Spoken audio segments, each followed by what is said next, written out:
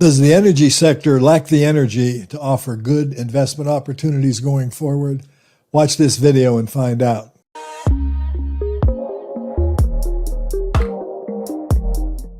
Hello everybody, this is Chuck Carnevale, co-founder of FastGraphs, the Fundamentals Analyzer software tool. And this is part 6 of my continuing series on the various GIC sectors offered by Standard & Poor's. And today we're going to look, in this video, we're going to look at the energy sector. And, that's really an interesting sector because it historically used to really be a very attractive place to invest. Then, with all of the climate change activists coming along and all the political issues involved with oil and gas and trying to replace oil and gas, the industry's really kind of suffered some operating challenges, to say the least, in the past. But the future might start to be looking a little bit better. But we're going to examine these. And the first thing I want to do is I'm going to go to FastGraphs and I'm going to look at how I created a screen to look at the energy sector. What I did was I did a very simple screen. I screened for, United States and Canada. I wanted to look at investment grade credit ratings only, BBB minus or above. I looked at the energy sector. I screened, obviously, because this is the sector I'm talking about. And then I looked for low PE ratios because I'm looking for value in all these sectors. I'm just trying to focus on the ones that have value as I go through this. And then on the estimated side, I looked at earnings growth that was just simply positive. And then on the regions, of course, as I already stated, I just did U.S. and Canada, but I primarily focused on the U.S. in this screen. So I came up with 16 candidates. Now, I went ahead and I put those in a portfolio so that we could look at certain attributes here that I felt were important. Number one is you're going to see that the dividend yields here on most of these stocks are pretty attractive, certainly above about the 1.5% that the market offers, and some of them materially above that. Okay, but the reality here was, as I said, I wanted only investment grade companies. So I looked for BBB minus, which is the lowest level of investment grade or above. And so we got some BBB plus, some A's, some double A's. And we used to have some triple A's, but we no longer do because that's one of the clues to what's been going on with the sector. So I'm going to go ahead and look at these in alphabetical order. And we're going to talk about these companies from the standpoint of what is their investability going forward primarily, but we're also going to be focused on what's been happening in recent times. So let's look at Conoco Phillips as the first one. And this is one of the major oil and gas exploration and production companies, stock symbol COP. It trades at 12.97 times blended PE ratio, gives it an earnings yield of 7.7%, a dividend yield of just under 2%. And the historical operating earnings growth, including estimate growth, has averaged 9.78. But I want to make sure you understand when I'm using this investment tool called FastGraphs, the dynamic capability of the tool. We've had a lot of recent growth in 2020 and 2021, especially after coming out of COVID, which is connotated by this gray shaded area here.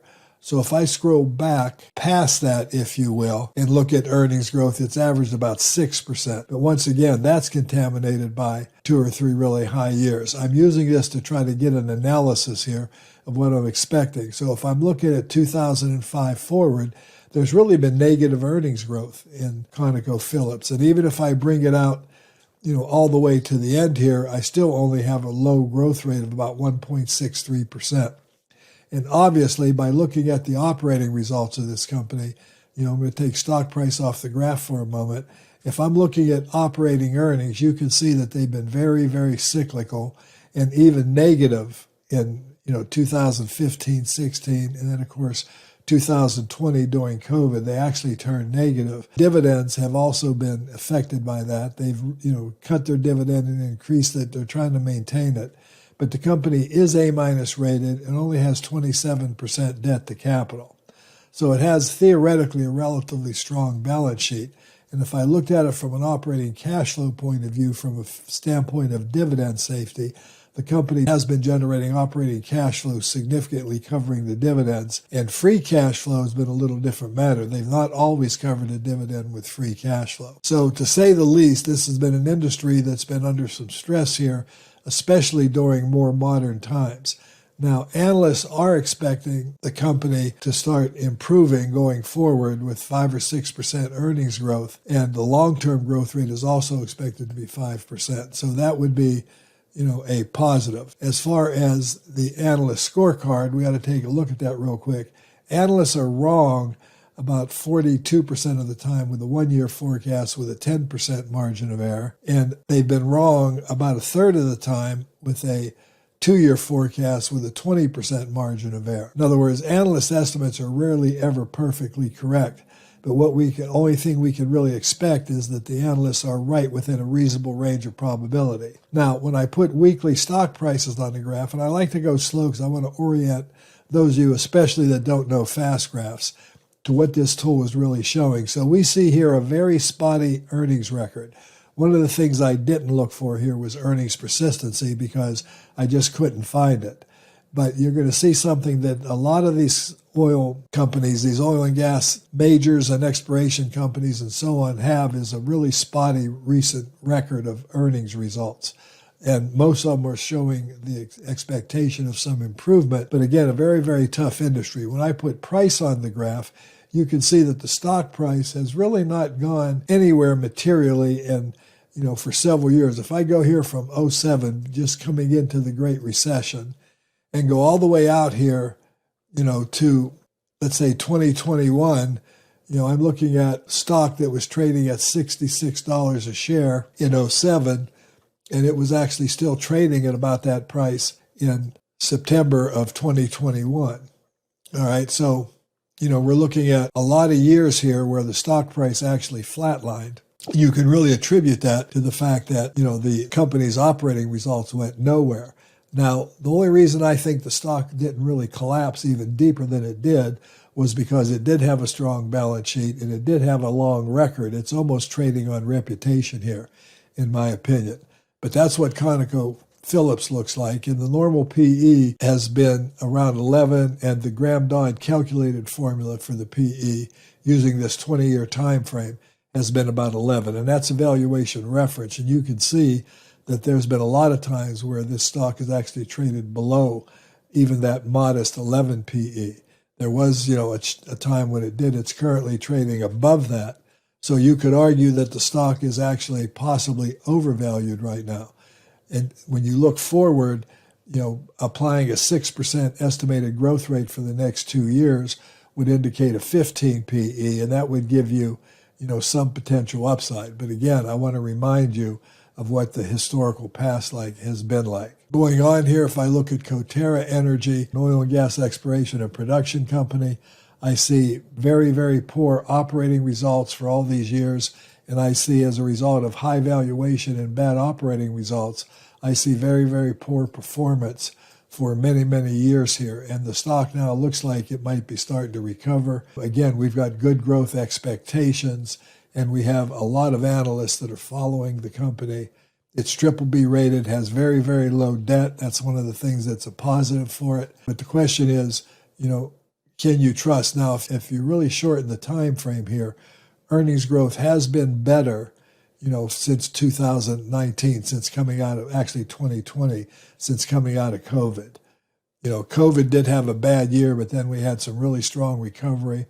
And that led to a kind of a bad year in 2023, but we have double-digit 20% expectations going forward for the next 2 years. So that's Coterra. Moving on, Chevron, this is a AA- rated company. Once again, we see this pattern of earnings, difficulty. It's been very difficult for these companies to generate earnings, even in excess of their dividend.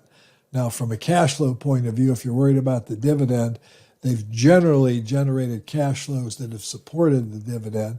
It got pretty close during COVID where they didn't. But then once again, when I look at free cash flow, I see, periods of time going through this time when they did not really generate the free cash flow to be able to cover the dividend, but they paid one nevertheless, and they actually raised their dividend, but they did slow the rate of growth down very significantly during this period of time, as you can see. So Chevron, looking at it from a forecasting point of view, also expected. Now you're going to see this similarity. These analysts are expecting so far all of these companies to have pretty good recovery going forward over the next couple of years. Chevron's long-term growth rate, however, is expected to be relatively negative. So, this is a tough industry to invest in, and it's really hard to say whether the energy is actually here to offer good investment opportunities. We do have a 4% dividend yield. We have a AA rating with only 11% debt. So, the balance sheet looks really healthy. That could be a positive. But, again, you're looking at companies that have been struggling to generate any kind of consistent operating results. Devon Energy is another example. You can see that earnings have actually been falling since the middle of the Great Recession, I call it. Since December of 2008, earnings have fallen from $9.91 all the way down to a loss in 2020, which was COVID. But then now they strung together two really good years in 2021 and 2022, and then they're expected to give back a little bit in 2023, which has obviously affected the stock price. The dividend record has also been spotty as a result. And, looking forward, the company is not expected to grow very fast.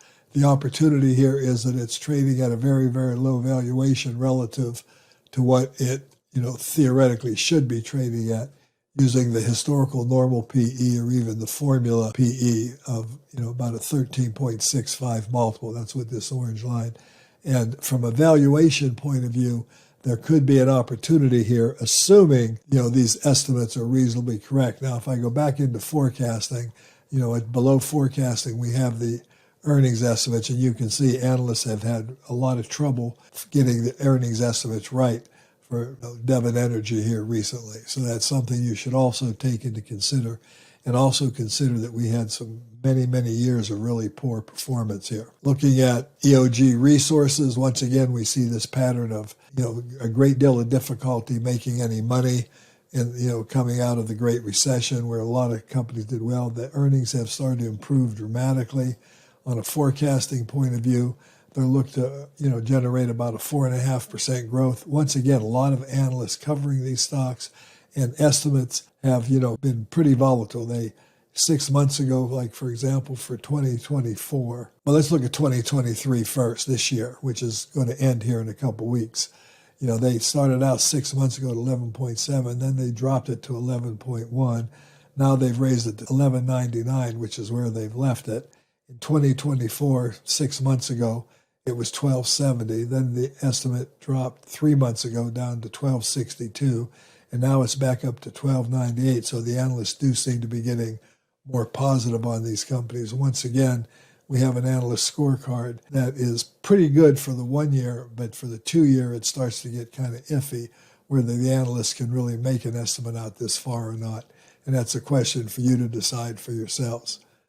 Moving on here, let's look at enterprise products. Now, I personally am long this stock, and I look at this one strictly for the income. It offers 7.61% yield. It has an operating cash flow yield of 13%, blended priced operating cash flow of only 7%, but most importantly, operating cash flow, as you can see, has really been covering the dividend quite well. From a free cash flow point of view, that's a totally different story. Once again, these companies have had trouble generating the free cash flow to really cover their dividend. But I am long this stock, and I'm long this stock because of their dividend record. You can see that the dividend has steadily increased all these years. And, the company is A- rated, does have a little more debt than some of the others. But again, it's a pipeline company, oil and gas storage and transportation. Stock price and slightly different than some of the others. When it was overvalued back here, it did put difficulty, but coming into the Great Recession, it got reasonably inexpensive. And then going out, since sort of the middle of the Great Recession, it's averaged over 12% a year with a lot of good income opportunity. So I like this stock for the income appeal. And as far as the forecast goes, it's expected to continue to grow at moderate rates. Normal multiple of earnings would be about 12. This would give us a 19% total rate of return with a 7.61% current yield. that's expected to grow about 5 or 6% a year going forward. Next one on the list is Energy Transfer. Once again, we see some difficulty with earnings. We see a little bit of volatility in the dividend yield. It is currently paying 9%. You can buy it at a blended PE of 12. It does have 58% debt. It is BBB minus rated. We are looking for, earnings to grow at double-digit rates for the next year or two. 28%, almost 29% next year, but then followed by 5%. I think part of what the message I'm trying to get across here is you look at these energy companies, the cyclical nature of their operating results make it very, very difficult to forecast these companies and to think about what they might offer you going forward, as I indicated in my opening remarks. Diamondback Energy, BBB minus rated, less than 28% debt, a blended PE of 8. A normal PE, which I think is important to add back to the graph, has been about 24. We've had some really great years here recently, and the stock didn't really react very much, but it's continuing, expected to grow. If you looked at a normal multiple, this could be a great opportunity to buy this stock with a decent yield with some upside potential, just based on the valuation returning to a more rational level going forward. But again, this is an industry and a sector that's under a lot of heat politically, not just in the U.S. but worldwide, with climate change activists lurking. Halliburton has been another one that had some good numbers in the past and really difficult making any money in the last several years. It's put together about 4 really good years of earnings growth here. I do want to point that out. Let me shorten that one more time. Earnings growth has been very, very high. The forecast going forward is for double-digit growth. The normal multiple of this stock has been about 22 times earnings. This could be a real interesting time to be buying this Halliburton, and they have seemed to get their act together for the last couple of years. But again, they did struggle, like all energy companies, to make any money coming out of the Great Recession up through the COVID years. The next stock is MPLX. It's a limited partnership, oil and gas storage. Once again, I like to look at these companies' operating cash flow has been well covering the dividend. This is all about a 9% dividend yield, a very low valuation. Once again, though, when I look at free cash flow, I see that there's times where the free cash flow doesn't cover the dividend, but their operating cash flow has. The stock has gone nowhere for years and years and years here. If I go back, here it was a $33 stock in May of 2016, and it's only a $36 stock now. So again, I want to point that out. I do not know if the energy sector really does have the energy to offer great investments, but from an income standpoint, this stock does generate a very attractive dividend. And if you look at it from a performance point of view, historically it's underperformed the stock market on a total return basis, but it's dramatically outperformed it on total dividends. All right, so if I reinvest dividends in this stock, a high income yielding stock like this, it does level the playing field a little, but it still underperforms the market. And again, that's because it's been really challenging for anyone in the energy sector to make any money, from what I've seen, in my opinion. Marathon Oil is more of the same. These pictures are all different, but yet they're all the same. They were making money coming into the recession. They've had trouble making any money since the recession. The dividend has been raised and cut, numerous times. They do have operating cash flow that's covering the dividend. But once again, free cash flow, which is what's left over to run the business, because of the capital-intensive nature, these companies have trouble generating the free cash flow that makes me comfortable. The company does have low debt. It is BBB minus rated. But again, we don't have really any kind of what I would call real performance going on in these stocks for years and years and years, even though they do appear to be very inexpensive today. NOV Inc., is another, just a classic example. Had good earnings, but earnings have, been really hard to come by in the last several years. We do have a forecast here for really strong growth going forward. Analysts have been wrong, though, way more often than they've been right. So I would look at these forecasts with a jaundiced eye. I think it's a very, very difficult industry. The only thing you got going for it is the valuation is low, assuming those earnings estimates are correct, but it's not real low either. There's some risk here. It has a very, doesn't even have a market dividend yield. So I'm really not sure what the investment merits of this company are, other than BBB rated with 29% debt, less than 29% debt. Not even sure how to pronounce this. Ovintiv Inc. You can see once again this thing about the earnings results have just been so iffy going forward. We do have good, forecasts going forward, but, we have a decent credit rating and moderate debt, or actually low debt, in my opinion. It's trading at a very low valuation. That would be what they have going for them. But again, the stock has done nothing for, well more than a decade. But not just the price, and I'm not just talking about the price, I'm also talking about the fact that the operating results have done very little to justify any better pricing. Patterson UTI Energy is an oil and gas drilling company. Once again, very, very difficult. No consistency of earnings growth here. The energy sector has been a really, really tough sector, for the last couple of decades to invest in my opinion. Once again, we've got really, strong-looking forecasts going forward, but we've got companies that have had, the analysts have really erred many, many times in forecasting these companies. So again, how much you could put faith in the analyst estimates on these companies is really for you to decide. Pioneer Natural, very, very poor earnings growth all these years. It looks like they've had some good years, but they have, cut their dividend. Once again, I find these to be very, very difficult to invest in. It's BBB rated with very, very low debt, but I'm not sure that's good enough because it's very hard for them to have and generate any growth. And then, of course, last but not least, we look at the AA- rated Exxon with, 15% debt. The stock has been a very excellent dividend producer. I want to point that out. Let's go look at the dividend and what we can see about the dividend per share. We can see that the dividend has grown every year, and its average growth rate has been about 7% a year. So that's what it's really got, going for itself. And again, I'm reinvesting the dividends here. If I don't reinvest the dividends, we've got really good dividend growth. And, it actually performed very close to the market over this time frame being measured here, but it did underperform the market. But it's been the consistency of the dividend that has been the real attraction. The strength of the balance sheet has been the attraction. Again, forecasting, we're looking for less than 2% growth going forward. And again, analysts having a lot of trouble getting the estimates right at all. So anyway, this has been Chuck Carnevale, co-founder of FastGraphs, the fundamentals analyzer software tool, a.k.a. Mr. Valuation, trying to give you some insights into what it looks like and what it's been like investing in the energy sector over the last decade or so.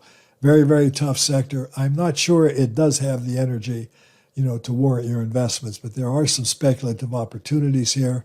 As always, recommend you do your own research and due diligence. This was just a very high-level look at these companies. But anyway, I hope you enjoyed this video. If you did, give me a like, ring the bell, subscribe to the channel, and take a look at subscribing to FastGraphs because FastGraphs is such a great tool providing terrific perspectives so that when you invest, you're investing with your eyes wide open. I'm not necessarily recommending any of the companies in the energy sector here, but there are some that might be worth a second look, but I'll let you decide for that. Thanks for watching, and I'll be talking to you again real soon.